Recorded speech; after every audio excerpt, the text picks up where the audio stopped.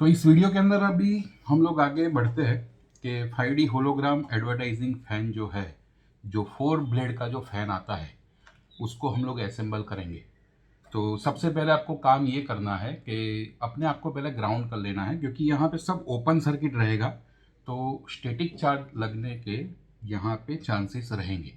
तो सबसे पहले अपने आप को डिस्चार्ज कर लीजिए। डिस्चार्ज करना यानी कि आपको प्लास्टिक की कुर्सी पे बैठ के काम नहीं करना है, और अगर आप बाहर से आए हैं या फिर और कहीं पे भी प्लास्टिक की चेयर से बैठ के आए हैं तो पहले अपने जूते निकाल लीजिए, अपने आप को ग्राउंड कर लीजिए। और हो सके तो आप ज़मीन के ऊपर जो अपने पैर जो है वो टिका के रख के इसके ऊपर काम करिए, तो आपको एक ग्राउंडिंग मिल जाएगी। आप स्टेटिकली चार्ज दिख रहेंगे, क्योंकि हम जो यहाँ पे जो भी कंपोनेंट को हम टच करेंगे, सेंसिटिव जो कंपोनेंट है शायद ख़राब हो सकते हैं असेंबल करते समय, तो इस बात का खास ध्यान रखिए। तो सबसे पहले हम इसको निकालते हैं बाहर, और इसको बाहर निकालने के बाद में इसके अंदर और क्या क्या चीज़ें आती है पहले मैं वो बता देता हूँ। इसके अंदर रिमोट है, एक SD कार्ड रीडर है और स्क्रू ड्राइवर है। इन सब के बारे में देखते हैं। ये जो है हमें इसको लगाना है दीवार के ऊपर, इसको स्टैंड करने के लिए। और यहाँ पे हमें एक एडाप्टर दिया है और साथ ही साथ में एक पावर कोड दिया है। अभी फैन के जो उसके जो ब्लेड है, तो ब्लेड आपको यहाँ से धीरे से निकालने हैं। इसके ऊपर खास ध्यान दीजिए। यहाँ पे ये सब ओपन सर्किट है, इसीलिए मैंने आपको बताया, क्योंकि आप इसको टच करेंगे EST चार्ज होंगे तो ये ख़राब हो सकती है। तो अपने आप को पहले इसीलिए आपको डिस्चार्ज करना है। तो यहाँ पे आप देख सकते हो कि ये जो लिखा है A, आपको ध्यान में ये रखना है कि यहाँ पे A लिखा है। वैसे ही दूसरी ब्लेड में निकालता हूँ, यहाँ पे भी A लिखा हुआ है। और उसके बाद में बाकी की जो 2 ब्लेड है उसको भी मैं यहाँ पे निकाल देता हूँ। तो ये है B, और ये भी जो है वो है B ब्लेड। तो ये हुआ हमारा 4 ब्लेड। अभी इसको हमें असेंबल करना है, तो इसको अभी मैं साइड पे रख लेता हूँ। और इसके अंदर आप ध्यान दीजिए, यहाँ पे कनेक्टर है, ये 2 3 और 4, और साथ ही साथ में यहाँ पे आपको यहाँ पे गौर से देखिए, यहाँ पे 1 2 3 4 ऐसे 4 जो स्क्रू है, तो उसको आपको निकालना है। तो उसके साथ में जो स्क्रू ड्राइवर दिया हुआ है उसी को हम लोग यूज़ करेंगे और इसको निकालेंगे। इसको इसलिए मैं यूज़ कर रहा हूँ क्योंकि इसके ऊपर ज़्यादा हम लोग ताकत नहीं करने वाले, क्योंकि प्लास्टिक कंपोनेंट है। वैसे कि मटेरियल जो है वो बहुत ही हार्ड बना हुआ है, मैं अभी इसको फील कर सकता हूँ, बहुत हैवी मटेरियल से बना हुआ है। लेकिन फिर भी एक प्रिकॉशन हम ले सकते हैं कि हम लोग इसके साथ में जो दिया हुआ स्क्रू ड्राइवर है उसी से इसको खोलें, ताकि एक्स्ट्रा हम लोग उसके ऊपर कोई ताकत ना दे और आसानी से हम इसको असेंबल कर सकें। तो इसको एक बार आप चारों स्क्रू को आप यहाँ से एक बार आप निकाल दीजिए। तो इन चारों स्क्रू को मैं यहाँ से पहले निकाल दे रहा हूँ, और इसको निकाल देने के बाद में अभी हम लोग बारी बारी इन सभी ब्लेडों को इसके अंदर असेंबल करेंगे। तो ब्लेडों को असेंबल करने के लिए आपको ध्यान में ये रखना है, ये B वाला है और इसका कनेक्टर इस तरफ पे है, तो आपको इसको इसी तरफ पे, इसका भी कनेक्टर इसी तरफ पे है। तो हम इसको इस तरह से थोड़ा प्रेस यहाँ से करके इसको बैठा लेंगे। एक बार बैठ गया, यहाँ पे आपको पूरा फ्लैट कर देना है, पूरा फ्लैट ऐसे लग जाना चाहिए। और पहले इस वाला जो स्क्रू है ये सभी आप बारी बारी एक बार लगा देना है सबसे पहले। तो इसको हम लोग लगा देते हैं, और इसको लगा देने के बाद में हमें ये B साइड था, तो सामने भी हमें ये B साइड वाला ही लेना है। तो ये बाद में करेंगे, हम 1 बाय 1 इसको लगाते हैं। तो इसके बाद में हम लोग A लेते हैं, तो A आप यहाँ वाला यूज़ करो या फिर यहाँ पे यूज़ करो, कोई दिक्कत नहीं। लेकिन आपको A वाले आमने सामने रहने चाहिए, B वाले आमने सामने रहने चाहिए। इसको ऐसे फ्लैट रहना चाहिए, आपको सरफेस यहाँ पे महसूस होगी। और इसके बाद में इसके ऊपर भी एक स्क्रू लगा दीजिए, जो इसके साथ में हमने अभी निकाल के रखे हुए थे। तो इसको आप इस तरह से लगाइए। ये लगा देने के बाद में अभी बारी है अपने B वाले की। B का कनेक्टर यहाँ पे है, तो इसका भी कनेक्टर यहाँ पे है। तो इसको भी ऊपर से स्ट्रेट आपको ले जाके उसको थोड़ा प्रेस करके इस तरह से फिट कर देना है। इसके बाद में हम इसके भी स्क्रू लगा देंगे। ये लगा देने के बाद में अभी हमारा जो लास्ट ब्लेड जो है उसको भी हमें इस तरह से लगा देना है। ये लगा दिया और इसको भी एक हम लोग सपोर्ट यहाँ पे इस तरह से दे देंगे। अभी चार तरफ पे 4 स्क्रू लगे हैं। अभी हर एक पंख के लिए अलग अलग हमें प्लास्टिक थ्रेड वाले जो है वो स्क्रू अभी हमें यहाँ पे लगाने पड़ेंगे। तो इसके लिए इसके साथ में हमें अलग से स्क्रू दिए हुए हैं, तो हम लोग इसी का यूज़ करेंगे।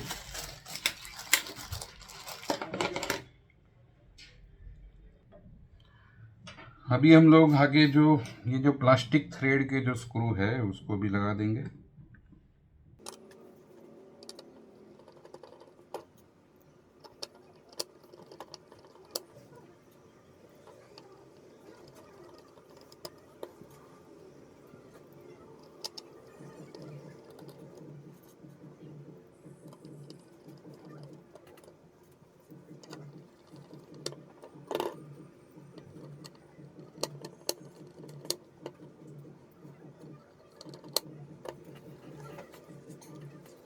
तो इस तरह से अभी ये हमारा पूरा असेंबल होके रेडी हो गया है। और आप सभी तरफ पे एक बार देख लीजिए, कहीं पे भी वो कोई भी एरिया जो है ऊपर की ओर ना रह जाए। अब वैसे भी वो फिटिंग में आ ही जाएगा, आप एक बार उसको फिजिकली चेक करोगे तो आपको क्लियरली समझ में आएगा।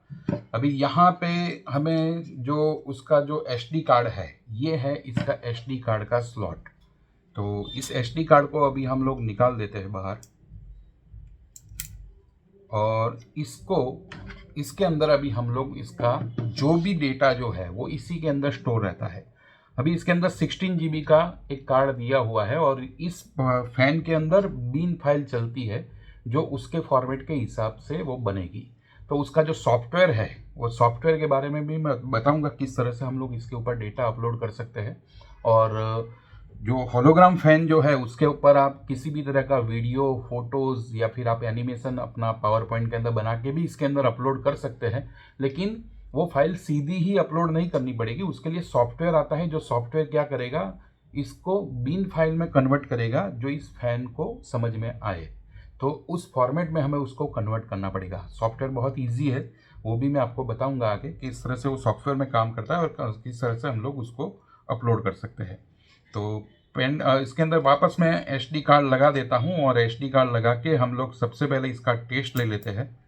तो इसको इस तरह से लगा दीजिए और यहाँ पे आपको पहले लेना है अपना ये एडाप्टर, और एडाप्टर लगा के आप इसका जो यहाँ पे प्लग दिया हुआ है यहीं पे लगा के अभी मैं इसको दे देता हूँ पावर। जैसे ही पावर लगा दोगे ये स्टार्ट हो जाएगा।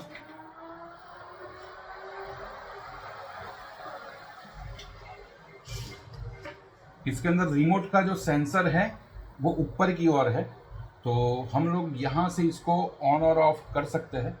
तो यहाँ से अभी मैं इसको ऑफ कर देता हूँ।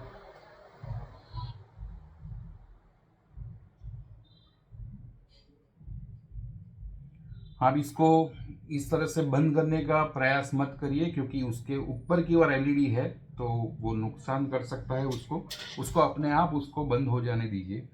एक बार वो बंद हो गया उसके बाद में मैं आपको आगे बताता हूँ कि आगे जो है यहाँ पे 2 सेंसर है। तो ये दोनों सेंसर जो है वो रिमोट के सेंसर है। तो यहाँ पे हमें जब भी इसको ऑपरेट करना है तो इसके सामने रख के हमें ऑपरेट करना है।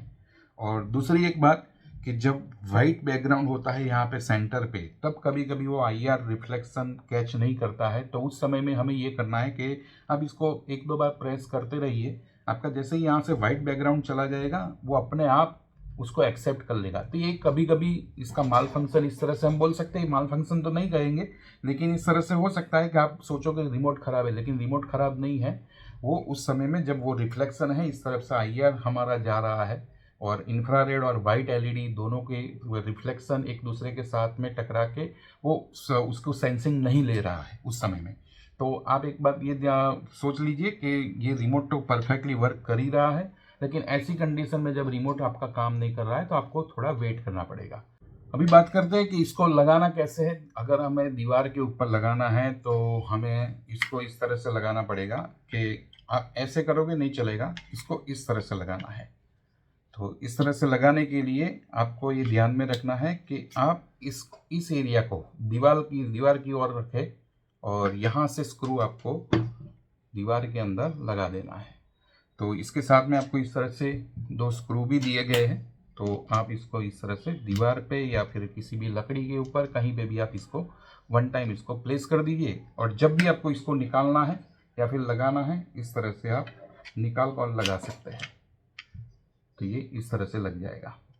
तो ये हुआ हमारा पूरा असेंबल कि किस तरह से असेंबल किया जाता है 4 ब्लेड। अभी हम लोग बात करेंगे इसके सॉफ्टवेयर की। तो सॉफ्टवेयर में किस तरह से इसकी बिन फाइल को अपलोड करें। तो इसके अंदर जो हमारा USB के अंदर जो आप यहाँ पे G ड्राइव देख रहे हैं, तो उसके अंदर मैंने उसका जो SD कार्ड है वो लगा के रख दिया है।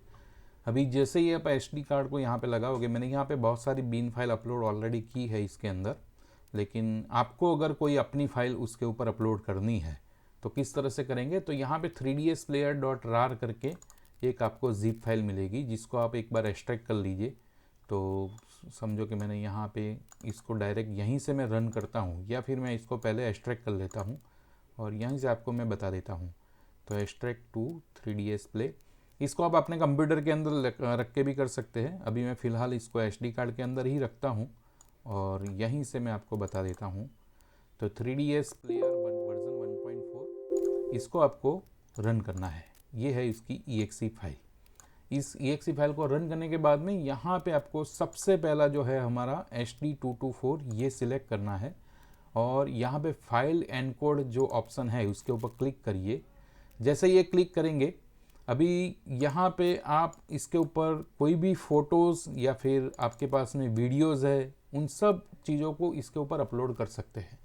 फ़िलहाल मैंने यहाँ पे एक MP4 फाइल बनाई हुई है, और ये मैंने पावर पॉइंट के अंदर एनिमेशन करके उसको बनाई है। आप भी बना सकते हो। हम लोग अगर आप बोलोगे कि आप पावर पॉइंट के अंदर किस तरह से बनाते हैं, तो मैं उसके लिए एक नेक्स्ट वीडियो बनाऊंगा और उसके अंदर आपको इन्फॉर्मेशन दूंगा। आप मुझे कमेंट बॉक्स के अंदर ज़रूर लिखिए कि आपको एक वीडियो बनाना है, प्रेजेंटेशन बनाना है, तो किस तरह से बना सकते हैं। और दूसरी चीज़ कि अगर आपके पास में फ़ोटोज़ है, जैसे कि समझो आपने गूगल के ऊपर से कहीं से भी आपने फ़ोटोज़ लिए हुए हैं, तो उसका भी आपको बैकग्राउंड किस तरह से निकालना है, किस तरह से वीडियो बनाना है, उसका भी मैं एक बार अगर ऐसा होगा तो मैं आपको वीडियो बना के बताऊंगा एक सिंपल तरीके से कि आप अपने शुरुआत के अंदर अगर आपको समझो अपने तरफ से एक वीडियो बनाना है तो किस तरह से बना सकते हैं। तो ये बात हो गई कि वो वीडियो बनाने की। लेकिन अभी हम लोग फाइल एनकोड करेंगे। तो फाइल एनकोड के लिए क्या करना है, तो सबसे पहले मैं वापस उसको स्टार्ट करता हूँ। सबसे पहले इसको आप प्रोग्राम को स्टार्ट करिए। प्रोग्राम को स्टार्ट करने के बाद में HD224 को आपको सिलेक्ट करना है, फाइल एनकोड पे क्लिक करना है। अभी यहाँ पे आपको MP4 फाइल या फिर फ़ोटोज़ आपको सिलेक्ट करने पड़ेंगे। फॉर एग्जांपल मैं यहाँ पे ये अपना एक वीडियो जो है इसको मैं ओपन करता हूँ, और ये अभी तुरंत ही पूछेगा कि इसका बिन फाइल आपको कहाँ पे सेव करना है। तो एग्जांपल के तौर पे मैं यहीं पे सेव कर लेता हूँ कि aries.bin मुझे यहाँ पे नाम से उसको सेव करना है। मैं अभी यहाँ पे उसका दूसरा एक नाम दे देता हूँ, क्योंकि इस नाम की फ़ाइल ऑलरेडी मेरे PC में है, aries111। तो आप देखिए एरीज और MP4 के फोल्डर के अंदर ये फाइल सेव होगी। तो ये अभी मैंने डेस्टिनेशन दे दिया है। अभी आपको करना क्या है, ये आपको राउंड सर्कल दिख रहा है, तो यही अपना जो ब्लेड है उसकी पोजीशन बता रहा है। यानी कि अभी इस तरह से आपको दिखेगा जब भी वो प्ले होगा।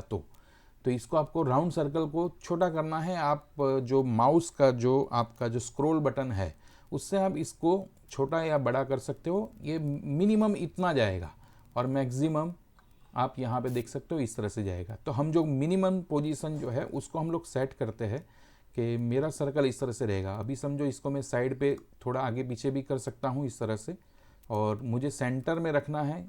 अपनी प्रोडक्ट इस तरह से डिस्प्ले होगी और इस तरह से आप इसको छोटा या बड़ा कर सकते हैं। मैं इसको अभी इस लेवल पे थोड़ा छोटा ले लेता हूँ, ताकि मेरे जितने भी चीज़ें यहाँ पे जो प्रिंट हो रही है वो होलोग्राम के अंदर जब भी वो वहाँ पे हमें डिस्प्ले में दिखे तो हमें इस तरह से दिखाई देगी। तो ये हमारी रेड बॉर्डर जो है उसको आपको ध्यान में रखना है। तो ये हुआ हमारा इस तरह से एक अलाइनमेंट कि किस तरह से अभी आप इसको फाइल को बिन फाइल बनाने वाले हो। ये होने के बाद में आपको सिंपल आपने पूरा सेट कर लिया, उसके बाद में सीधा ही स्टार्ट एनकोड के ऊपर आपको क्लिक कर देना है।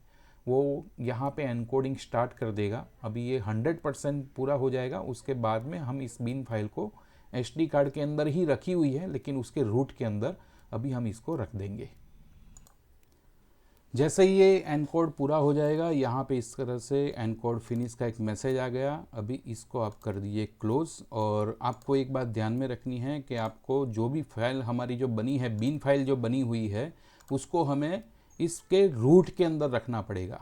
तो हम लोग इसको अपने रूट के अंदर फाइल को रख देते हैं। सबसे पहले मैं देख लेता हूँ, मेरी जो फाइल जो बनी हुई थी वो एक अलग फोल्डर के अंदर बनी थी, और फिर मैंने यहाँ पे इसको कर दिया है यहाँ पे पेस्ट।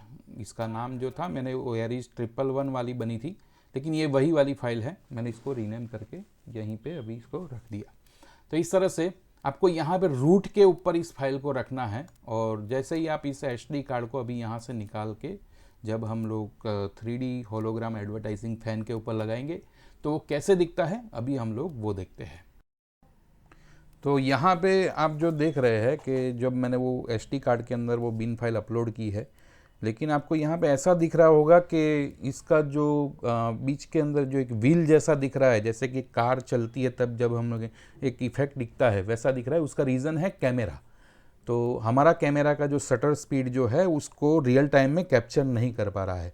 हालांकि मैंने अलग अलग कैमरा अलग अलग मोबाइल से इसको रिकॉर्ड करने का ट्राई किया। मैंने आईफोन से लेके बहुत सारे अलग अलग मोबाइल ट्राई किए, लेकिन अभी मेरे पास में जो सैमसंग S22 अल्ट्रा है, जब मैंने उससे रिकॉर्ड किया, इसके अंदर हमें थोड़ा बहुत परफेक्शन मिल रहा है, लेकिन रियल में ये बहुत ही क्लीन दिख रहा है। और एक बात मैं बताता हूँ, यहाँ पे आपको कलर जो है थोड़े डल दिख रहे हैं, लेकिन रियल लाइफ के अंदर ये जो कलर है बिल्कुल पंची कलर है, और जैसा हम लोग वीडियो अपलोड करते हैं बस बिल्कुल वैसे ही ये कलर दिखाई देते हैं। तो आपको जो अभी स्क्रीन के ऊपर दिख रहा है वो हमारे रिकॉर्डिंग की थोड़ी बहुत हमें यहाँ पे माल फंक्शनिंग हो रही है, इसके कारण आपको इस तरह से दिख रहा है। तो जब आप इसको लाइव में देखेंगे तो अब आप उसका अनुमान लगा सकेंगे कि रिकॉर्डिंग के अंदर और लाइव के अंदर बहुत सारा डिफरेंस है। तो ये चीज़ मैं आपको इसलिए क्लियर करना चाहता हूँ। अगर आपने इसको इस प्रोडक्ट को कहीं पे लगा हुआ देखा है तो ठीक है, लेकिन आप इसको फर्स्ट टाइम देख रहे हो तो आपको ये उसके अंदर आपको ये माइंडसेट रहे कि जो यहाँ पे रिकॉर्डिंग में दिख रहा है उससे बहुत ज़्यादा बेहतर तरीके से वो डिस्प्ले कर रहा है। तो ये था एक होलोग्राम फैन का ओवरव्यू। अगर आपको कोई भी कमेंट है आप मुझे कमेंट बॉक्स में लिखिए। इसके रिगार्डिंग और कुछ भी इन्फॉर्मेशन है मैं मेरे नेक्स्ट वीडियो के अंदर आपको मैं बताऊंगा।